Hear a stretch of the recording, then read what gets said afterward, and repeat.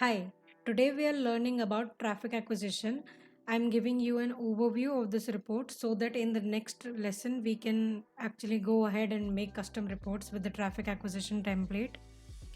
So here are the things that I'm covering in this lesson. I will give you a slight overview and then I will give you the dimensions and the metrics related to this report.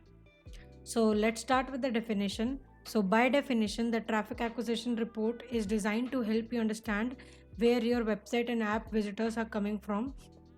As we have talked before, the GA4 measures both the app and the web property in the same place.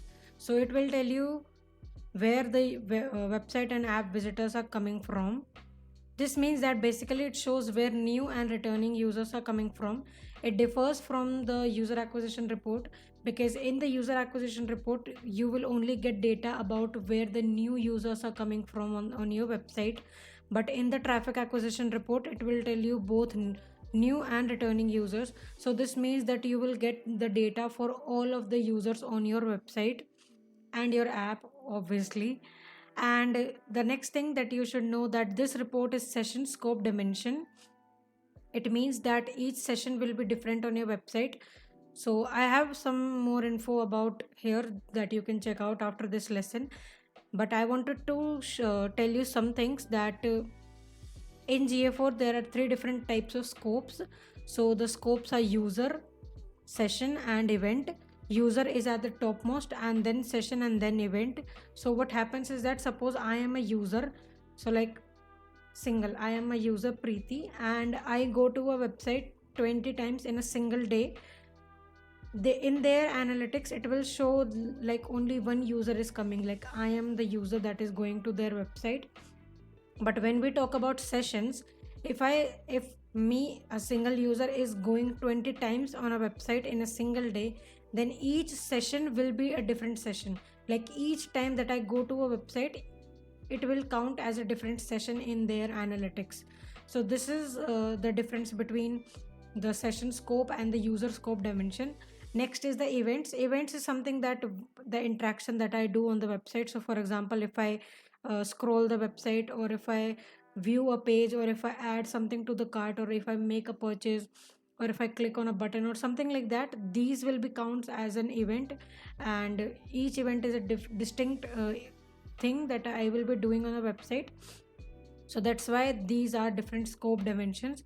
And I will also tell you that if you have to identify the session scope dimension, then you can identify them as they have written session in front of them. So if we in a minute we will talk about the dimensions of this report. So you can see the dimensions like session default channel group, or session medium, or session source. So this is how you can identify that this is session scope dimension.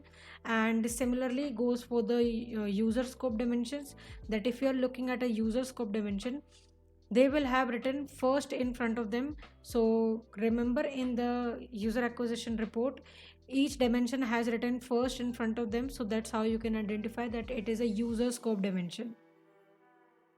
So with that, let's talk about the dimensions. The first dimension is session campaign.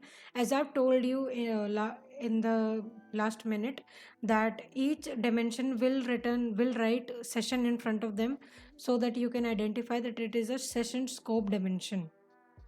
So the session campaign is similar to the first user campaign, that the name of the promotion or a marketing campaign that led to a conversion event in a session. It is generally used for the UTM parameters.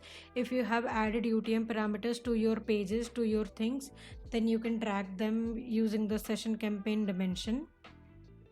The next is the session default channel group, and these are the channels by which user arrive at your site app when they initiate new session. And these are some of the default channel groups. So like direct, organic search, paid social, organic social, email, and more. You can always click on these links to find out more information after this lesson. The next is the session medium. Medium is the method by which you acquire users in a new session. So these can be organic, referral, email, affiliate, and more. And next is the session source. These are like all of these dimensions are similar to the last ones, but they are slightly different because these are measuring by different sessions, but the dimensions in user acquisition were measuring by a particular user. So the session source means that a representation of the publisher or inventory source from which the traffic originated. This simply means that the particular website from where the users are coming from. So for example, if a user who returned to your website from Google search will show Google in the session source dimension. Similarly, if somebody is coming from YouTube, then it will show as YouTube. And if somebody is coming from Gmail after reading somebody's newsletter or clicking after somebody link in a newsletter, then it will show as Gmail or any other email provider in your session source. The next is session source slash medium.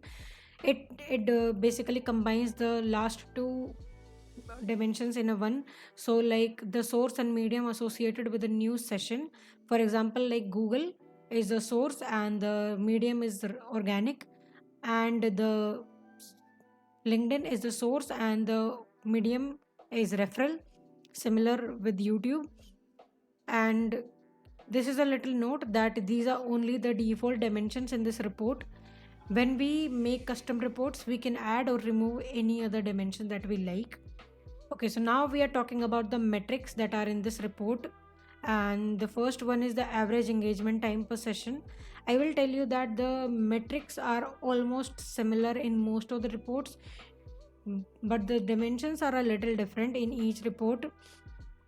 So like these are almost the same. Like in the last report, the average time that your website was in focus of the user browser or an app was in the foreground of a user device during a session. If you remember this thing from the user acquisition report, these are basically similar things. And next is the conversion, the number of times user triggered a conversion event. As I told you before, that you have to make an event and then you have to mark it as a conversion. You can also take an existing event and then you can mark them as conversion. Next is the engage session. We have talked about this before, that any session that lasted 10 seconds or longer, or it had one or more conversion event, or it had two or more page or screen views. So any of these things is fulfilled, then it will be counted as an engage session. The next is engage session per user. So it basically tells you the average number of engage sessions that were happening per user basis, and the engagement rate, that how many percentage of session were engaged session on your website. So it is not important that every session on your website will be an engaging one. So this is a good metric to understand how many were not, like how many were engaged session. And the opposite of this is bounce rate. So I think we have talked about it before. The next is event count, that the number of times user triggered an event. So like this will tell you the information about for each event. If you don't choose any single event from the drop down menu, it will tell you the collectively for every event. But if you like choose the drop down and you choose a specific event, then it will show you data for a specific event. So for example, we are in the Google Analytics right now, and I was talking about this event count. So by default, it will show you the event count for all events. We are in the demo account. You can also get access to this account. I will link to it if you want. And right now it is just combining all of these events. But if I click on this drop down, I can actually go and see at the particular events. So for example, if I want to look at how many people are adding things to their cart, so then it will only show you the data for this particular event. The next is the events per session. So it will tell you the average number of events that were happening in a session. So for example, you wanted to know how many events are happening in a single session. So it will, so this metric can be a useful one for determining the average number of events that are happening on a session basis. And this is the new metric that we are seeing in this report, and it is called session. And it will tell you the number of sessions that begin on your website or app, basically the total number of sessions on your website or your app. The next is the total revenue.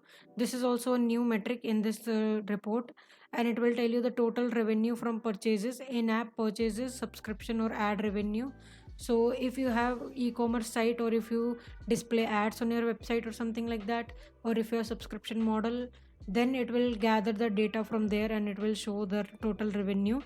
You can also get the info from here if you want.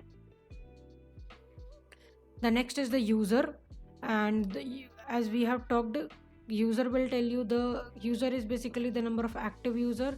So the definition is the number of distinct user who visited your website or application.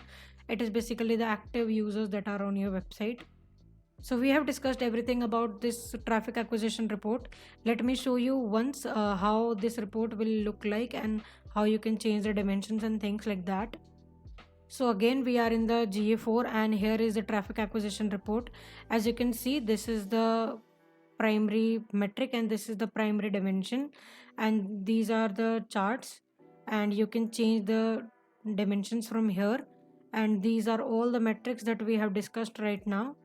So this is how it will look. You can always customize this standard report also by adding comparisons, adding your filters, or if you have editor access or admin access to this property, you will also get a pen icon that will show you that you can customize this report, so you can add or remove any of these metrics.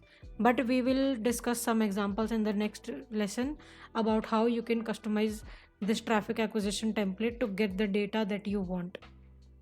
Again, if you have any questions or any concerns, then you can let me know and I will be more than happy to solve it for you.